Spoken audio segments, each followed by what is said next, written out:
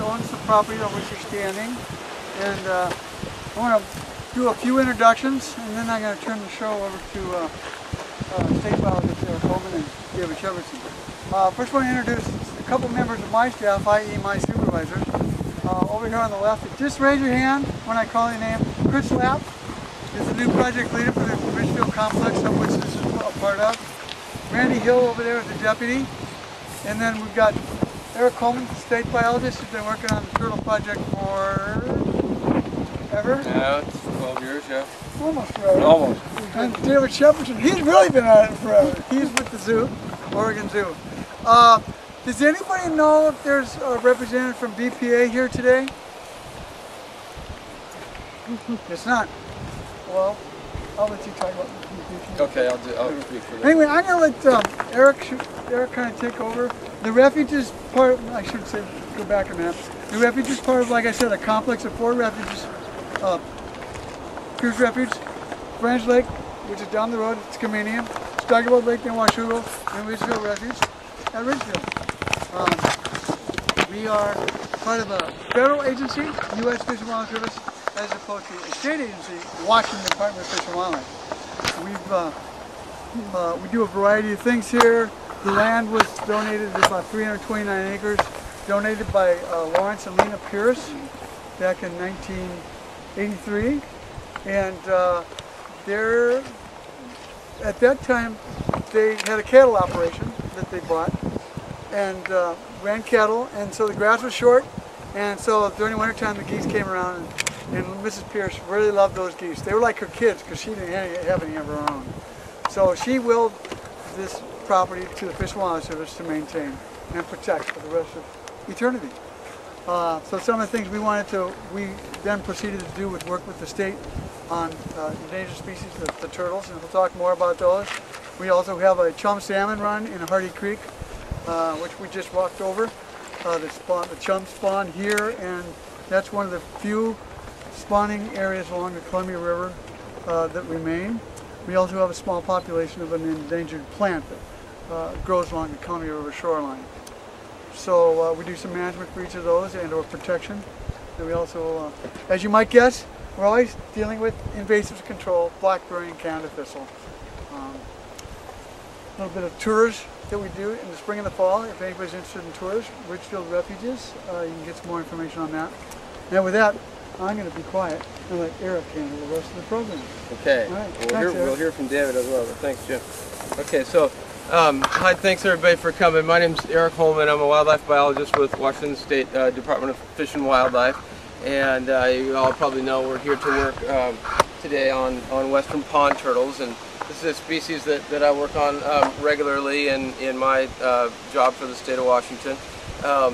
And in the state of Washington we have 2 native species of turtles. These are called western pond turtles, which are our emphasis today, but we also have another kind called a painted turtle, and we have some of those we'll show you as well. Painted turtle, pretty common throughout most of the eastern part of the United States, southern Canada, up and down the gorge, Puget Sound. They're pretty robust. They're more of a generalist species. They're doing pretty good. But the western pond turtle, not so much. And their historic range goes from the southern end of Baja, Mexico, and northward all along the west coast of the United States into the bottom end of Puget Sound. And historically, we think there was something like about 2 million western pond turtles that would have occupied wetlands and low elevation riverine areas and streams kind of throughout that portion of our continent. And these days there's probably only about 10,000 of them. And the strongest populations are still in central California. Oregon has some, but in Washington they were in pretty poor shape. And so in 1991 we kind of realized that these animals were really not doing well in Washington, and that we better start giving them a good deal of our attention and throwing some effort at it, or else we're going to lose them altogether in the state of Washington and not have this native species anymore. And so a lot of effort began to go into working on them and learning about them, and in doing that we found that in the Puget Sound area, kind of in the bottom end of Puget Sound around Tacoma and Olympia, if you guys are familiar with that area, we could only find just individual animals. There was no place where there was even multiple animals in one sort of a wetland or another. And I think that added up to only 12 individual turtles. And so we gathered up all those animals, and they went to the Seattle Zoo and began a captive rearing program for what was left of the western pond turtles from the Puget Sound area. And concurrently to that, we began to figure out that there was a couple of spots in the gorge where there still was a couple of populations of them. And one was in Klickitat County out by Lyle, the other's in Skamania County, closer to Home Valley. So I'm sure some of you Skamania County folks know where those places are. And there was about 100 animals or so between those two spots.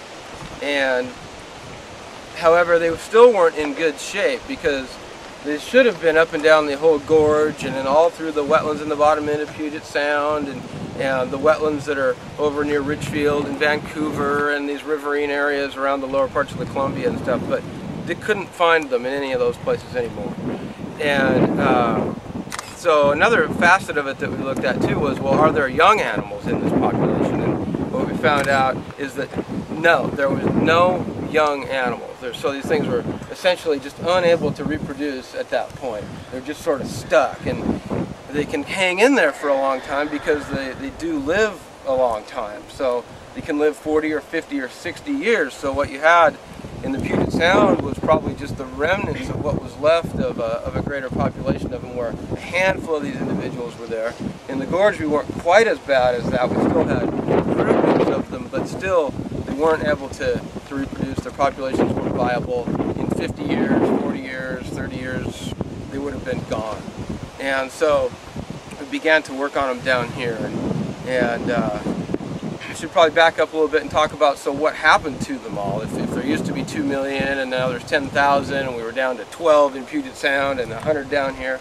And a couple of main things happened to them along the way, and one is just loss of habitat. And so I'm sure a lot of you have kind of heard the story of the loss of wetlands throughout throughout places that Europeans have come to occupy as we came to this continent. And we drain wetlands, we build roads through them, we use them for agricultural areas, we do lots of things to wetlands that really compromise the integrity of that habitat and right where these animals need to make a living. And another wetland loss that you might not think of too much is, of course, we're real close to the Columbia River. In fact, earlier in May when we were working out here, we would have almost been standing in it with our feet almost underwater at this place when the Columbia was really full and they were releasing a lot of water out of Bonneville. So this changes a lot. So these riverine wetlands would have been the habitat for the turtles up and down the Columbia. And what happened with the construction of the dams is that it really changed the ecology of how the river works. You don't have these riverine wetlands that operate the way they historically would have up and down the gorge. And you think of impacts from dams and everybody kind of immediately thinks of salmon, and it's an obvious one, and it's a huge impact to salmon and other fisheries resources, but there's terrestrial impacts as well, and that connects to the turtles. And Jim mentioned BPA, so I'll tell their part of the story right now. And so, Bonneville Power Administration operates those dams. We all go home and turn the lights on. We turn the heat on in the wintertime. We have all these gadgets we carry around with us now, and everybody likes their electricity. So, we're all part of that story, but it's BPA's job to manage that resource. But they recognize the impacts of those habitats, and through that, they do fund a lot of our work on this species. They've had a lot to do with us being able to do some improvements related to these species. So I need to keep that in mind, that they're part of the positive side of this story as well. So habitat loss is a big one for western pond turtles. Another thing that happened was just direct exploitation of the turtles for food. Lots of cultures think that it's just fine to eat turtles. For the most part, we generally don't do that these days, but I guarantee if anybody was real hungry, I'd sure crack one open and throw it on a fire and eat it too. So that's just kind of the way it goes. And in the record of when people were first coming to Seattle and settling those lands, those populations that were in the south part of Puget Sound, you can look back at food market records and export logs and stuff, and they'll have grosses or racks and racks of barrels full of turtles that were for sale in food markets in Seattle and Tacoma and so on, where those port cities were. And you know, that was probably a really heavy impact on western pond turtles. They're not a species that reproduces quickly. It takes them a long time to reach sexual maturity. They don't have very many offspring. They're not geared towards being kind of harvestable like a salmon or a deer or something is, that can really make a lot of offspring and you can keep harvesting annually like that. They were very vulnerable to that. And so that was an impact to them, and probably cleaned out an awful lot of them in the Puget Sound area where those markets were active. Another thing that happened was the introduction of non-native species. Jim mentioned the plants. Plants are problematic in things like reed canary grass and blackberries and thistles and scotch broom, and these plants that we're always fighting in our effort to manage the habitat for the turtles. But that gets to non-native wildlife species as well. And a couple that were really detrimental are bullfrogs, which come from the eastern part of the United States. They're a native species over there, but not in our part of the country. And they were brought here for food. They were brought here as livestock essentially, and cultivated in ponds and grown and sold to, again, for food markets. And you know, in a different time, people really liked eating those. In the southeast part of our country, people still really like to eat frog legs. I've eaten them. They're pretty good, but you know, mostly people don't do that anymore. And the frogs got loose from these places they were raised in. Well, they're really hard on the native reptiles and amphibians, and they really eat an awful lot of those native species, and we think they're a pretty severe impact on the young pond turtle as they come out of their nests and go to the wetlands for the first time. They're only about as big as my thumbnail, and you know, a nice big bullfrog has a mouth about like that, and they just chomp those things down. I mean, they basically eat anything they can cram in their mouth. And you're talking about a species that, again, just can't reproduce quickly, can't reproduce in a real robust sort of way, and can't stand that impact on their offspring. It's really hard on them. And another species that we don't know as much about the interaction of, but probably does a similar thing, is largemouth bass. And people are prone to catching fish and throwing them in a bucket and plunk them down in another pond someplace because they like to fish for them. These are desirable big fish species. They're fun to catch. But probably pretty hard on pond turtles as well. So those impacts are out there.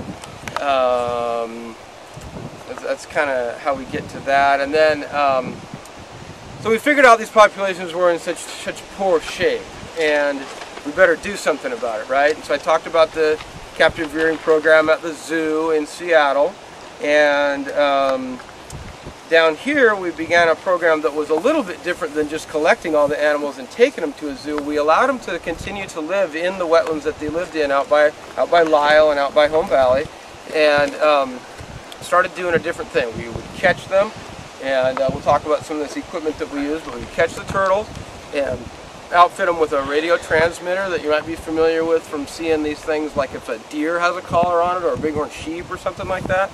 We'd use that same kind of technology but on a turtle with a little radio. And with that we could begin to follow the animals around, follow these adult females around, and go to where they make their nest in these nesting habitats that they like, which are sunny open hillsides close to the water typically. And that female pond turtle, she'll come out typically second half of June, first part of July. She'll make a nest. She'll have 4, 5, 6 eggs, and so we would use that telemetry, those radios, to follow the animals out to those places, figure out where she's having her nest, leave her alone, not disturb her, let her do that, let her go back to the lake. And turtles, by our standards, don't make very good parents because they're done being parents at that point. That's the end of parenting if you're a turtle. So. So we interject ourselves at that point and put one of these little cages over it that you can see right here with this pink flag. Put a cage over it so that things like skunks and raccoons and